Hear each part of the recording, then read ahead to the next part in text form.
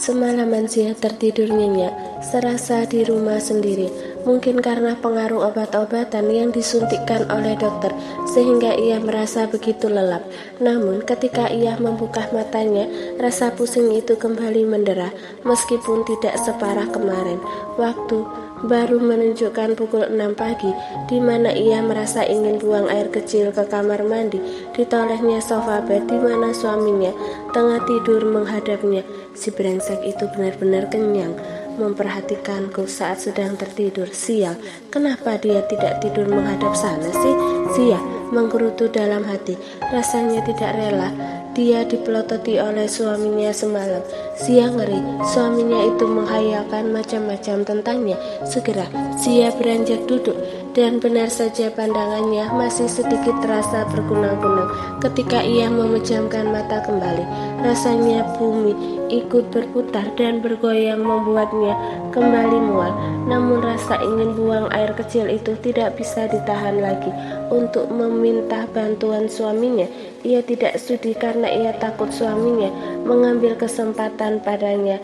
Dengan terpaksa Zia memejamkan matanya, lalu berusaha beringsut turun dari tempat tidur, dan ketika kakinya menginjak lantai, tubuhnya serasa sempoyongan. Buru-buru ia memegangi pinggiran ranjang agar tidak terjatuh. Aku bisa ke kamar mandi sendiri. Aku tidak butuh bantuan siapapun, gumamnya menyugesti diri berusaha menguatkan dirinya. Zia mulai membuka matanya pelan-pelan, lalu melangkah perlahan ke arah kamar mandi sambil berdoa agar tidak terjatuh saat ia sedang berada di sana nanti. Kuatkan aku Tuhan, kuatkan aku agar aku bisa menuntaskan kegiatanku di kamar mandi. Lalu kembali ke ranjang lagi, gumam Zia lagi. Akhirnya Zia sampai di depan pintu kamar mandi. Ia segera berpegangan di dinding. Perlahan wanita cantik itu memutar gagang pintu, membukanya lebar, lalu mulai melangkahkan kakinya masuk ke dalam.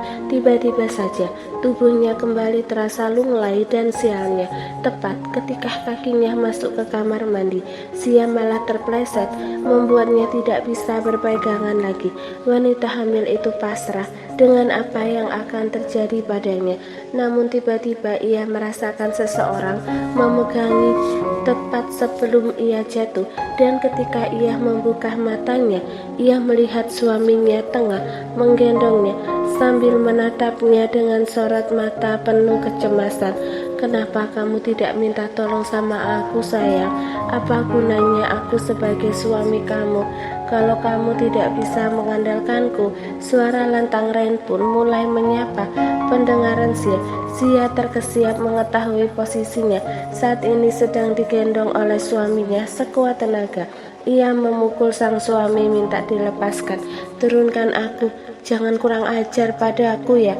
Kamu mau kemana? Tanya Ren lagi, tak mengindahkan teriakan sang istri. Lepaskan aku, jerit Zia, tidak memperdulikan pertanyaan sang suami. Kamu mau ke kamar mandi? Kamu mau pipis ya? Tebak Ren dengan nada lembut. Demi sang istri, Ren selalu berusaha menahan nada suaranya agar tidak terdengar galak. Itu bukan urusanmu. Sekarang turunkan aku. Aku tidak sudi dipegang olehmu. Jangan.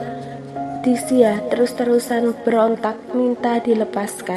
Ren yang begitu rindu setengah mati pada sang istri tidak memperdulikan omelan Zia, hanya dipukul sedemikian rupa oleh sang istri. Tak terasa sakit sama sekali. Ia itu tidak seberapa dibandingkan rasa rindu yang begitu membuncah di dadanya. Dengan nekat Ren mendekap sang istri dengan erat, dan itu sukses membuat Zia mengumpat geram.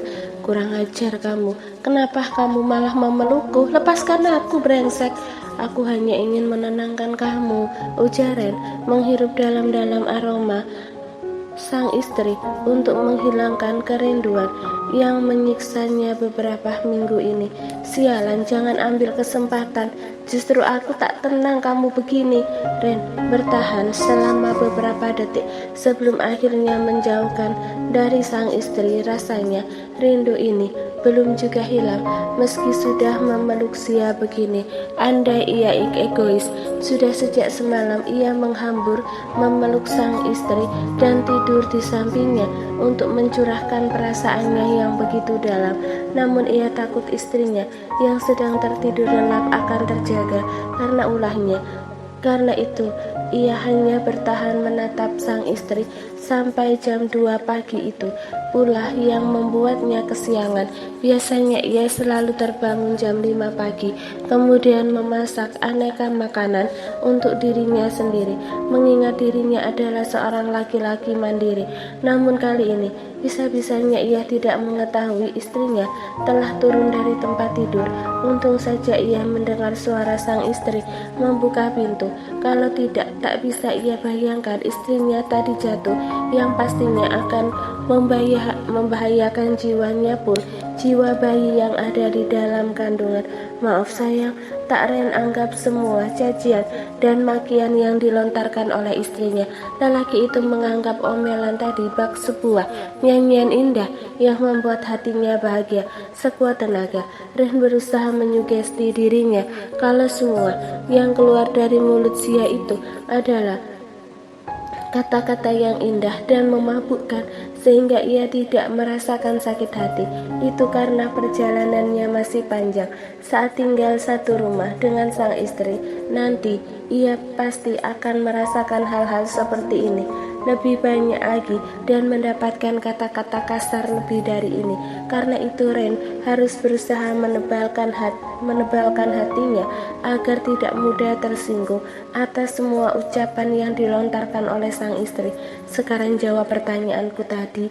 Kalau kamu ingin dilepaskan, kamu mau ke kamar mandi ingin pipis kan? Sia mendengus kesal. Apa kamu bodoh? Apalagi tujuan orang ke kamar mandi kalau bukan untuk... Sia menahan kata-katanya. Mana mungkin ia mengungkapkan semua aktivitas yang akan ia lakukan di kamar mandi pada laki-laki sialan ini. Turunkan aku sebelum aku menjerit dan membuat keributan di sini. Ren menjauhkan dari Sia yang masih ada dalam gendongannya. Lalu ia langsung masuk ke dalam kamar mandi mendudukkan sang istri di toilet. Sialan, kenapa kamu melakukan ini sih? Seru Sia naik darah. Ia bisa ke toilet sendiri, tak perlu bantuan lelaki ini. Ren langsung berbalik badan, kemudian meminta istrinya untuk menuntaskan, karena ia tidak mungkin membiarkan istrinya sendirian di kamar mandi yang berpotensi akan membahayakan jiwa sang istri dan anaknya. Lakukan saja apa yang mau kamu lakukan sayang. Aku tidak akan menoleh dan akan menungguimu hingga selesai, lalu menggendongmu lagi ke atas ranjang. Mata Sia membelalak lebar, bibirnya sontak mendesis tajam. Apa kamu sudah gila? Mana mungkin aku bisa menuntaskan kalau kamu ada di sini, sialan. Suara Sia memang membuat Ren ngeri, tapi ia berusaha untuk mengabaikannya meskipun ia harus dilempar dengan alat-alat mandi yang ada di sana. Pria itu tetap tidak akan pergi karena ia takut istrinya pingsan di sini. Resiko kehilangan istri dan anak membuatnya bertahan meski harus dicaci maki oleh istri sendiri. Aku akan menutup mata dan telingaku. Buruan tuntaskan semuanya sayang. Aku tidak akan pergi dari sini sebelum kamu selesai. Kamu itu masih sempoyongan. Aku bisa melihat jelas kamu tadi berjalan berpegangan di dinding. Mana mungkin aku bisa membiarkan kamu berada di kamar mandi ini sendirian yang berpotensi terpleset kembali, di mana nyawa kamu akan melayang, anak kita juga. Aku tidak mau kehilangan kalian berdua. Sia spontan mendesis tajam mendengar penuturan sang suami. Cih, sok perhatian kamu. Aku muak tau nggak? Sekarang keluar. Apa kamu mau aku berteriak di sini supaya semua orang datang biar kamu malu sekalian? Teriak saja, kamu sendiri yang akan malu. Kita ini suami istri, malah kamu nanti yang dibilang aneh karena tidak mau dibantu oleh suami sendiri. Ren berusaha membalik keadaan. Sesekali ia akan balik mengancam jika istrinya bersikap sunang-munang. Kurang ajar. Kamu memang benar-benar pintar mengambil kesempatan, desis Sia geram. Aku nggak ambil kesempatan sayang.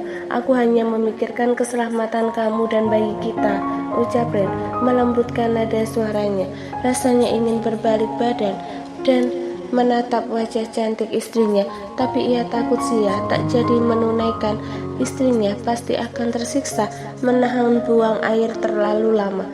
Sepenting itukah bayi ini bagimu sehingga kamu begitu takut aku mencelakainya? Tanya Sia, tak habis pikir melihat iblis yang menodainya begitu peduli pada bayi yang ia kandung. Bukan bayi kita saja, tapi kamu jauh lebih penting bagiku. Suara Ren terdengar lirih. Itu benar, saat ini tak ada yang lebih berarti selain istri dan anak yang tengah sang istri kandung.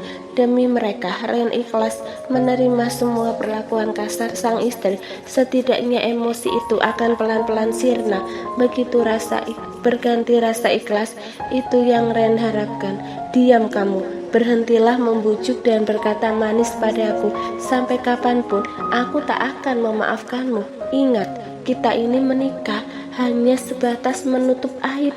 Tak usah berakting menjadi suami sungguhan, bersikap biasa saja, dan jangan pernah urusi urusanku lagi, cetus Sia berapi-api.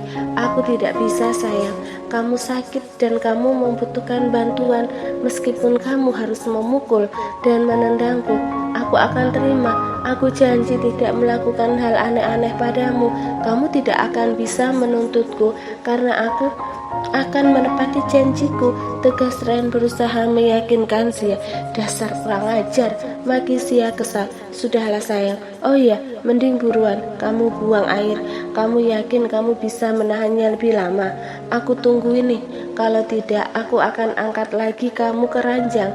Ren mulai memejamkan matanya sambil menutup telinganya. Segera tuntaskan. 5 menit dari sekarang aku akan langsung menggendongmu kembali ke ruangan dan akan mengawasi kamu 24 jam. Sia tidak bisa berkata-kata. Suaminya memang memiliki watak keras kepala. Meskipun Sia tahu tujuannya itu baik, namun karena ia benci pada laki-laki itu, membuat apapun yang dilakukan pria itu tidak akan pernah benar di matanya. Sia pusing dan kesal. Namun rasa ingin buang air kecil tak bisa ditahan lagi, membuatnya dengan sangat terpaksa harus menunaikan di depan sang suami. Bodoh amatlah, daripada aku sakit, batin Sia. Ia lalu menjerit memperingatkan suaminya untuk tidak mengintipnya. Awas kalau kamu menoleh, buruan makannya, ujar Ren lagi mengeratkan tangannya di telinga agar tidak bisa mendengar suara-suara yang sebenarnya tidak masalah baginya untuk didengar. Sia menekan rasa malunya. Ia pun segera menuntaskan hajatnya, lalu buru-buru menekan flush toilet, meraih tisu, kemudian membenahi pakaiannya dan mulai perlahan berdiri. Sayangnya belum sempat ia berdiri tegak, ia kembali digendong oleh sang suami. Lepaskan aku, jangan terus-terusan mengambil kesempatan dariku, bekik Sia kembali emosi. Aku tidak mengambil kesempatan. Aku sudah menandatangani surat perjanjian itu. Yang aku pikirkan hanyalah keselamatan kamu. Udah, jangan banyak berontak sayang. Aku akan membawa kamu ke ranjang sekarang juga.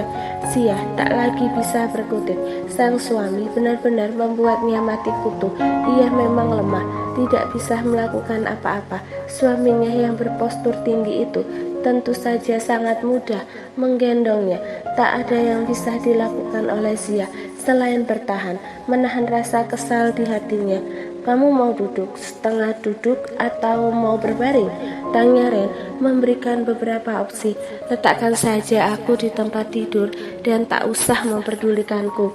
Ren mendudukkan sang istri, kemudian menekan tombol di ranjang agar posisinya setengah duduk. Karena sebentar lagi Ren akan membantu sang istri untuk menyantap sarapannya. Pergi, jangan duduk di ranjang ini lagi. Sia tak segan mengusir Ren agar menjauh darinya.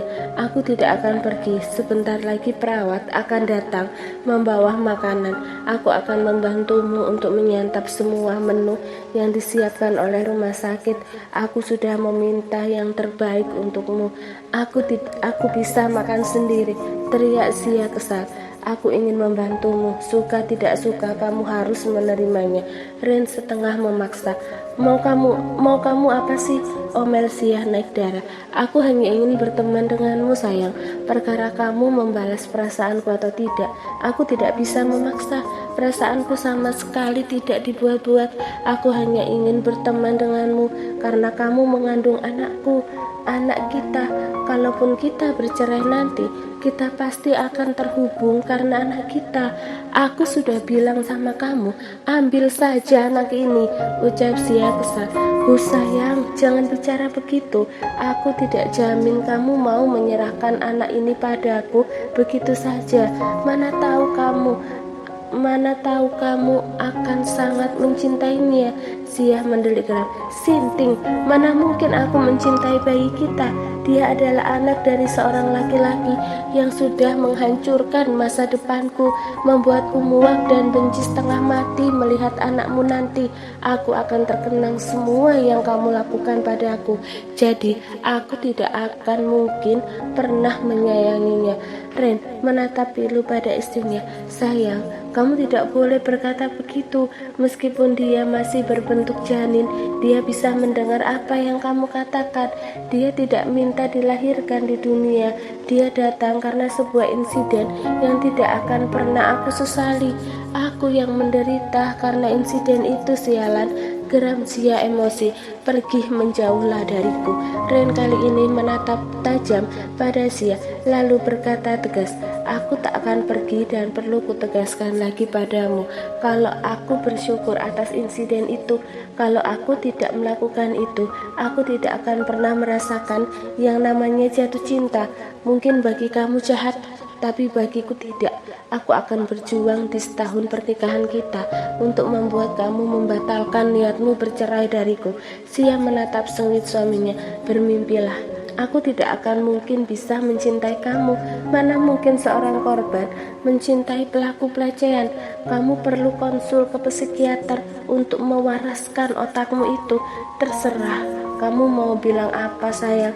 Yang jelas aku akan berusaha berjuang. Terimalah aku sebagai teman kamu. Mari kita bekerja sama merawat anak kita baik-baik. Pungkas Ren bersikukuh mengimbangi keras kepalanya sang istri. Sia terdiam. Ia tidak mau berdebat lagi. Ia lelah, suaminya adalah tipikal laki-laki dominan.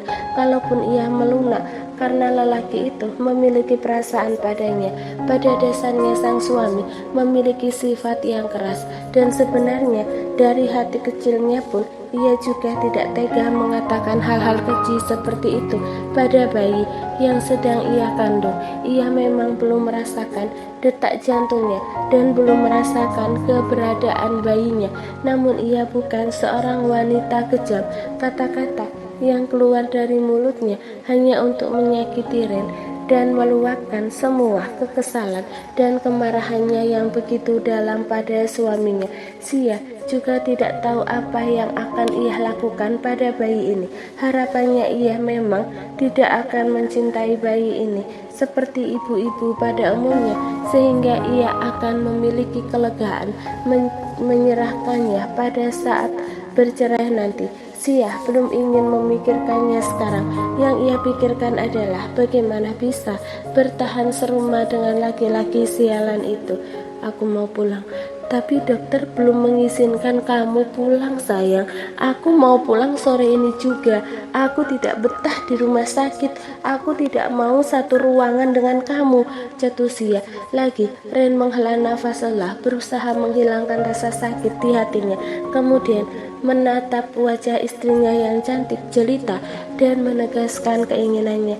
Oke, kita pulang, tapi bukan ke apartemenmu, melainkan ke rumahku. Tidak ada bantahan lagi karena kamu itu istriku dan aku berhak mengajakmu tinggal di kediamanku.